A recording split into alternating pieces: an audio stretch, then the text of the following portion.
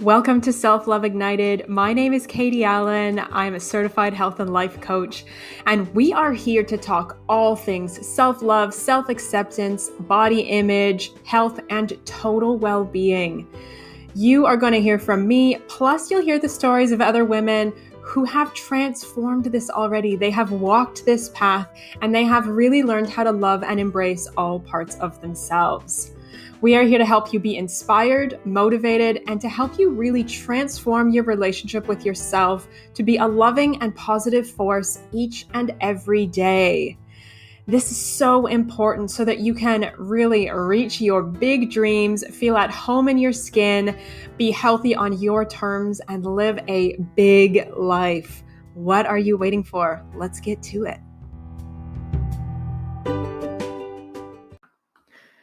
Welcome to episode 1. This is Katie. I'm so excited to be here. And today I want to dive into my own personal story. I could not think of a better way to get self-love ignited, really ignited, than to give you just a little bit of a behind the scenes look at me, your host, and sort of how this podcast came to be. As we go through, we're going to be talking to so many different people. I have already interviewed some absolutely incredible women, and I cannot wait to keep diving into this further. And I really just want to share a little bit of my history and how I came to be here. So I am, as of today, as we're recording, I'm 33 years old. And I am I'm 4-time certified in health and life coaching. And I really came to this place of talking about self-love and being so excited to really help women learn to love themselves because it's my story. I suffered for a really long time with really, really not liking who I was and feeling really alienated from my own body. And my story starts, way back when I was a child. I was always sort of the chubby kid. I was the fat kid. And I grew up and I was bullied a lot right from when I was little. And though that really taught me how to be strong and be really resilient, it also really hurt. Kids are mean. Kids can say some mean things. I'm proud to say when I was about 8 or 9, is I think the first time I ever really stood up to myself. There was a schoolyard bully who'd been picking on me for I don't even know how long. And it's the only physical fight I have ever been in my entire life. And I finally stood up to her. And I think that was the first time that I sort of went, oh, I can do something about this bullying, which is kind of cool. But anyway, so I was bullied a lot. I was the fat kid. Every sport that I was put in as a child, I quit because I was so embarrassed of what I looked like. I remember my mom bringing me to swimming lessons, and I just could not get changed. I could not be seen. I couldn't let the other girls see me because I was fat and my body was ugly and there was something wrong with me. And so every sport that I started, pretty much every sport I started, I quit. And the thing is that I come from an absolutely incredible family. I'm so blessed. I had 2 parents who absolutely loved me to pieces. My mom has been gone for about 13 years now. My dad, love him. He's still around. But, I had a really beautiful childhood, and it was myself and my older sister, and we had a really, really great way of growing up, and we were really deeply loved and supported. But self-love was really not a thing that we talked about at all. And I remember right from a very young age, seeing my mom go on diets, start these like exercise routines, and then she'd hurt her knees and then she'd stop and she'd lose some weight and gain some weight, and there was always a lot of sort of body awareness, should I say, in our house. Body's too big, need to lose weight, need to do something about this. And though I was never criticized directly, it was just sort of insinuated that my body was included in that there was something wrong with my body, that my body needed to be smaller and slimmer. I think the first time I was put on a diet, I think I want to say I was 11 or 12. And it was more so my mom was going to meetings, weighing her food and going to meetings. And she sort of said, "Oh, well, why don't you come along?" Very well intentioned, absolutely. But it was really from that age that food stopped being just food and it really started being this thing that could so easily turn into an enemy. Um, and then, growing up through my teenage years, I continued to put weight on. I continued to have a really negative body image. I was so self conscious. I was the wallflower. I really didn't want to talk to anybody. I had my group of friends, and with them, I could really be myself. But in public, no, no, no, no. I did my absolute best to be as invisible as possible. Um, and, once I got into my 20s, I got into a couple of relationships that probably were not the best.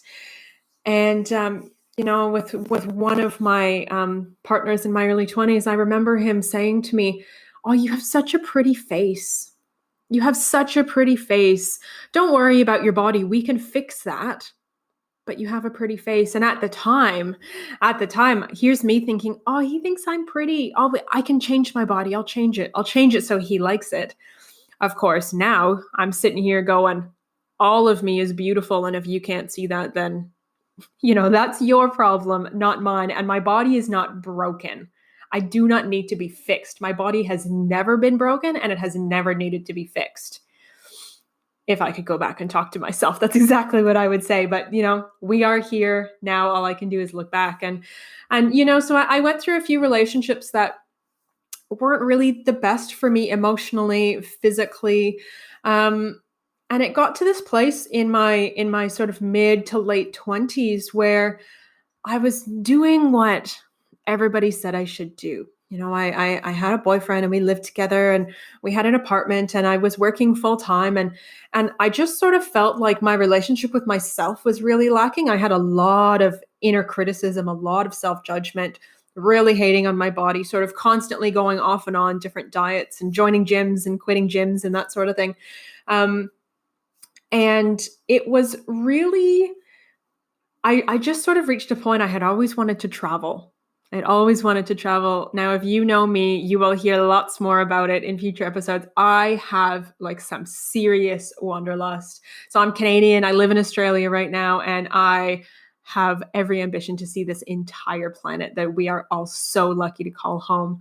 But I think I was 26, and I just decided I needed to travel. I needed to go, and I bought a plane ticket to come to Australia, and I backpacked around Australia and New Zealand for about 3.5 months. And that just totally changed my life. And that was really the beginning of my journey of appreciating who I am.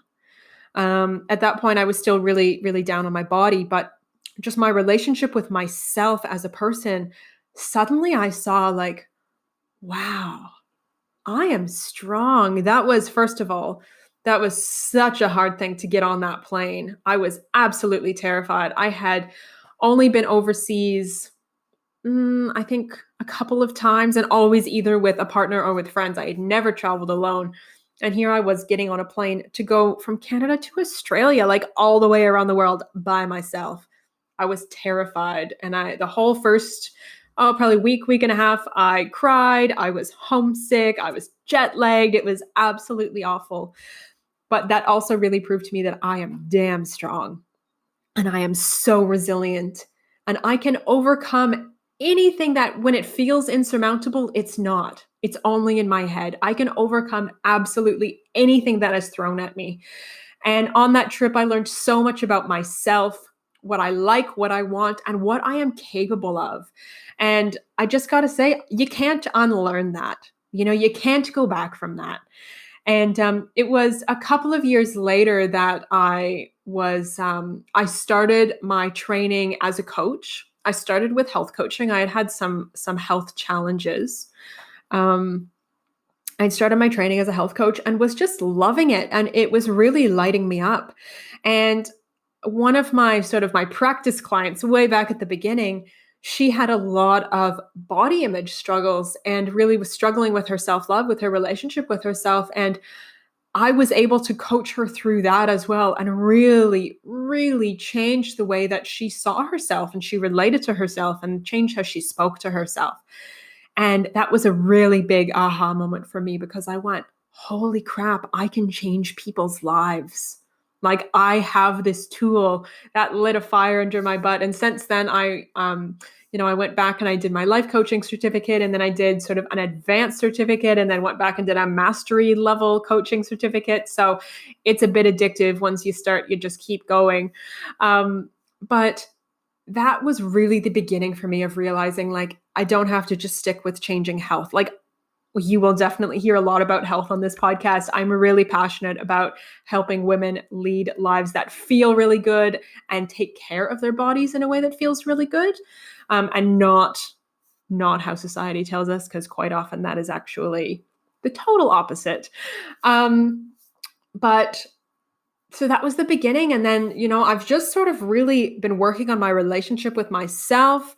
I always have at least one coach. I think at one time I had up to three. That was a bit much. But I believe so strongly in the power of coaching because I have experienced it many, many, many times. I understand that coaching relationship, and I have continued to work with professionals to transform my relationship with myself, transform my relationship with my body, transform my health. And now I'm so blessed to be able to help other women along that path. I always like to describe it as, especially back at the beginning, right back at the beginning of my own journey of learning to love myself. I sort of feel like I did a lot of that by myself. And if you can imagine, it was kind of like I was walking through these dark tunnels and I had no light, and like I was just feeling my way along the walls. And eventually I found my way out the other side. Eventually I did. But it took a long time and I hit a lot of dead ends. And now I am so blessed to be able to walk beside, I always describe to my clients, it's like I get to walk beside you and I'm holding your hand and I've got a flashlight in my hand. So that way you don't have to take all of those sort of, the dead ends, and you don't have to sort of feel your way and trial and error. I'll walk with you and we get to do this together. And that I'm just so passionate about it because, I can tell you from my experience, when you can look in the mirror and really, truly love yourself. I'm not talking about necessarily loving everything you see. I've got cellulite, I've got dimples and scars and all that sort of stuff. I can't tell you that I look in the mirror and I go, ooh, I love my cellulite. But I love my body because my body is my home. My body is where I live. And I love myself for who I am as a human being. I love my kindness, my compassion. I love that I'm so stubborn. I love that I can really take charge of a situation. I am an Aries.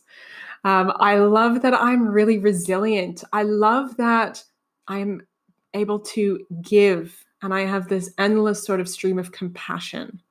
I'm a really good listener. I love all these things about myself. And when you have that relationship with yourself, anything is freaking possible. Anything is possible.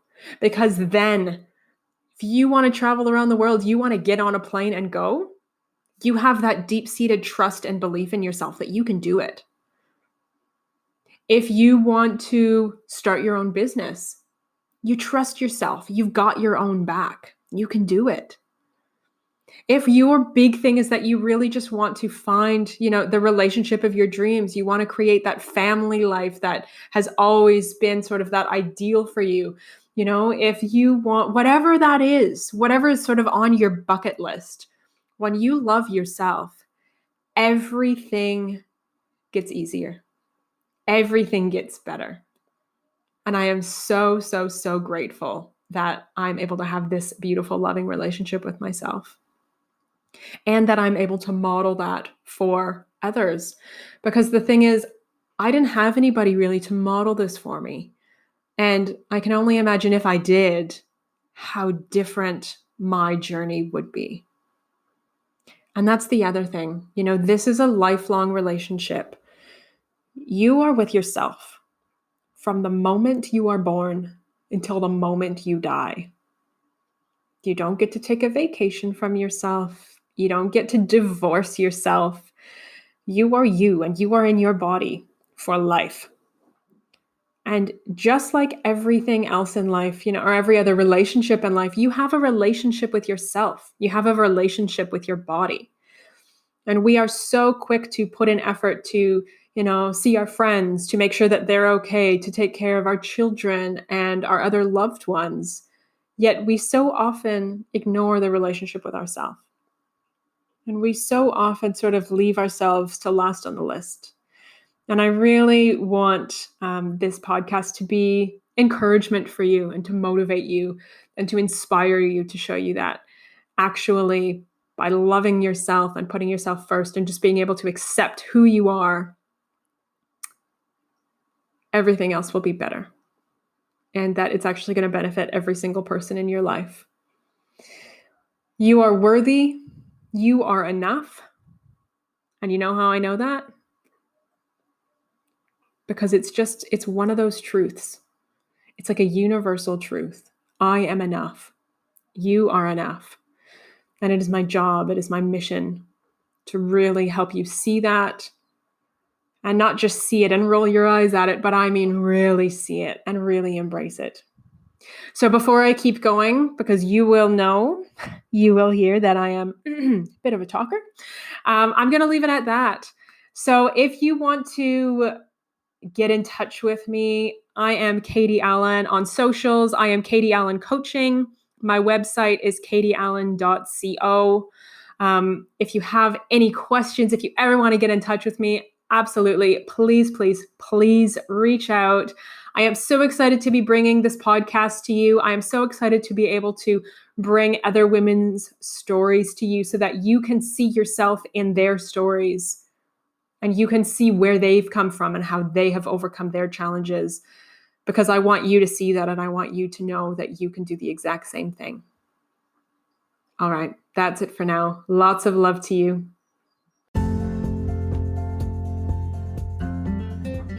Thank you for listening. If you want to find out more about what was featured in this episode or get the links that were mentioned, please check out the show notes. Everything is there. I am so happy that you are here. Here is to loving yourself, embracing your body, and changing your life.